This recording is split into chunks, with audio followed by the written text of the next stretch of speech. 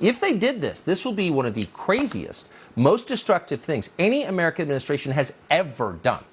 But it would also be totally consistent with what they do. What do? They destroy. These people build nothing, not one thing.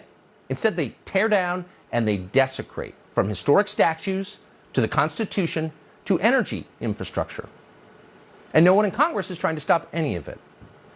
They're just preparing for the inevitable fallout. Tonight, the Senate just advanced a spending bill with $35 million for the Department of Energy to, quote, prepare for and respond to potential nuclear and radiological incidents in Ukraine. What?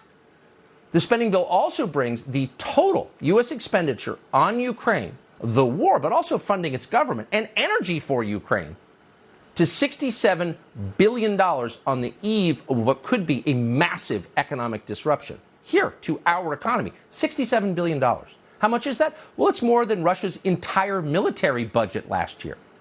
And Congress is expected to fully pass the bill later this week, with Republicans nodding along like the zombies they are. What will be the effect of this? Every action has a reaction, equal and opposite. Blow up the Nord Stream pipelines? Okay, we've entered a new phase.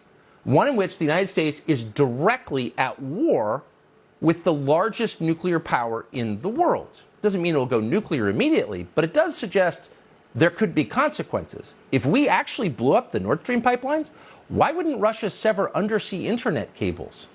What would happen if they did that? What would happen if banks in London couldn't communicate with banks in New York? Just that one piece of it, leaving aside its potential effects on our power grid. But let's just say the banks couldn't communicate with each other for one day.